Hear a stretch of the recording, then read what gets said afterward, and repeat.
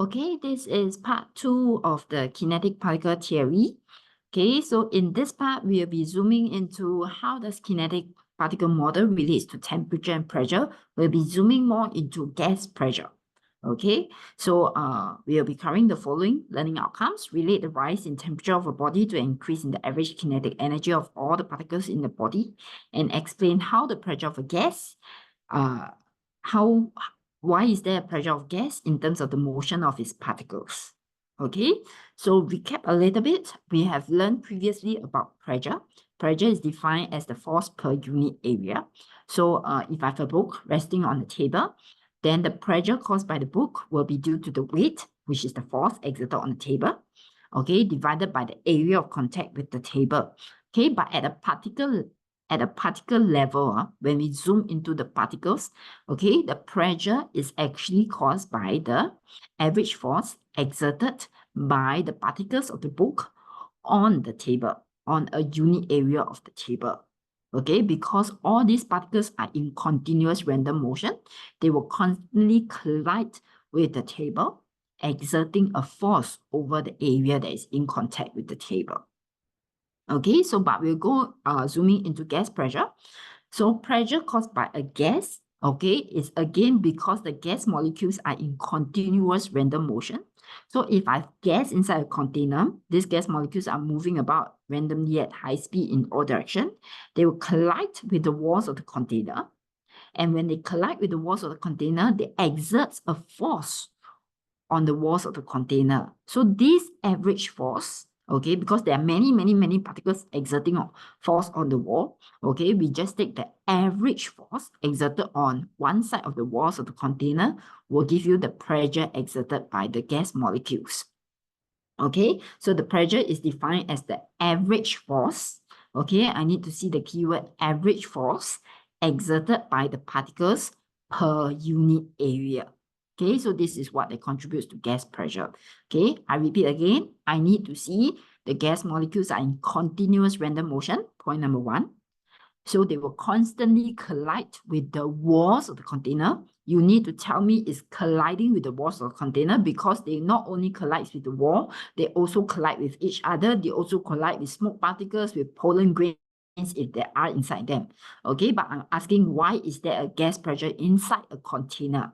Okay, so in such a case, you must tell me the gas particles are colliding with the walls of the container, and therefore it exerts an average force. It exerts a force, and the average force per unit area of the particles is the pressure. Okay, so recap a little bit. Okay, this is from my previous sample slides. Pressure is force over area. So gas pressure, you take a look at this animation. Okay. Okay, so these are gas molecules. They're in continuous random motion. They continuously collide with each other and with the walls of the container. Okay, so the collision will create a force, and the average force per surface area is the pressure. Okay, next one. I'm not going to open this simulation up. You can play this simulation at home. Okay, from the simulation, I want you to determine what are the 3 factors that can increase the pressure of a gas. Okay, so you can actually increase the temperature, decrease the temperature. You can change the volume of the container, okay, or you can pump more particles into it. Okay, there are 3 factors that will affect the pressure of a gas. Okay, so the 3 factors that will affect the pressure of a gas is if I increase the temperature of the gas, increase the number of gas particles, okay, or I decrease the volume of the container. Okay, these are the 3 methods that will alter the gas pressure inside a container. Okay, so we'll go in depth how does each one of them affects the gas pressure. Okay, so some examples over here. I will skip this first. Let's go into this. Okay, so what happens if I were to heat the container of gas? Okay, assuming that the volume is constant. Okay, I do not let the container becomes bigger, expand. Okay, so what happens is when the temperature increase, again, you must tell me which particles is the gas particles inside it that gains kinetic energy. They will start to move faster. Every time it always gains KE and move faster when the temperature increase. Okay, and this will result in a higher frequency of collision and higher force of collision. Okay, the molecules will collide with a greater frequency and greater force on the walls of the container. And this will result in a larger average force per unit area, and therefore the pressure will increase, assuming that the container doesn't expand. The container is same size, the volume is constant.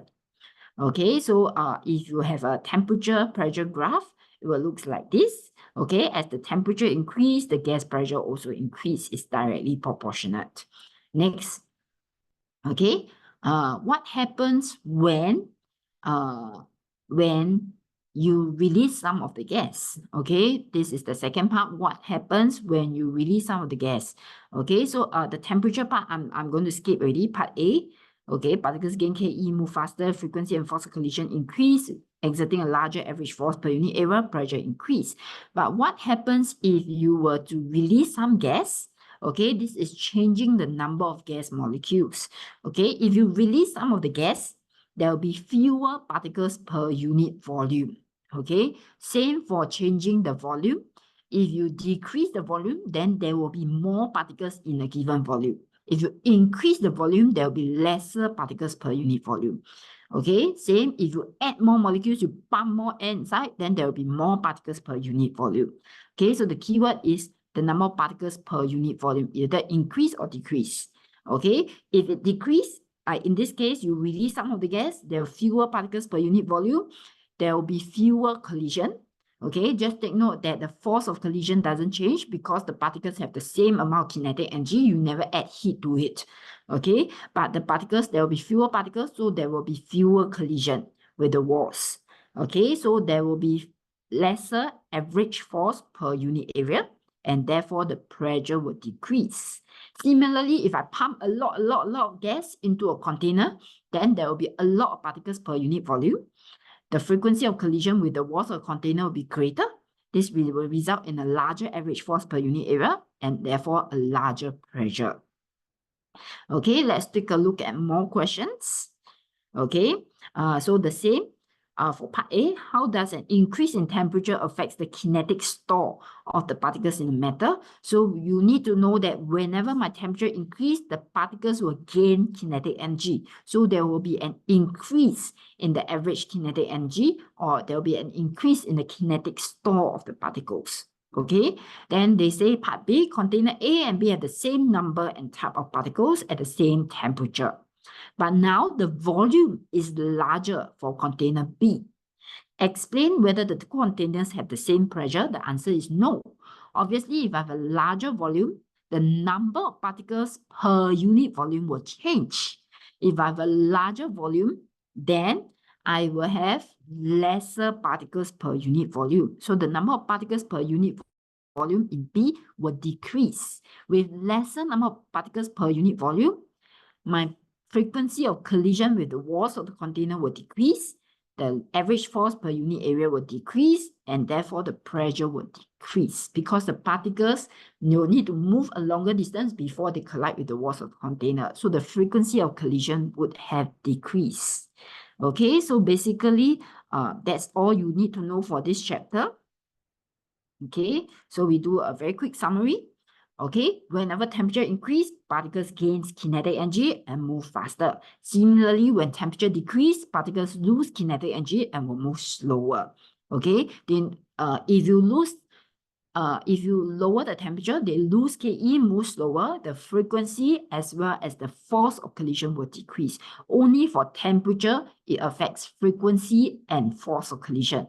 For the volume change or the number of particles, you change the number of particles, okay, they don't affect the force of collision. They only affect the frequency of collision.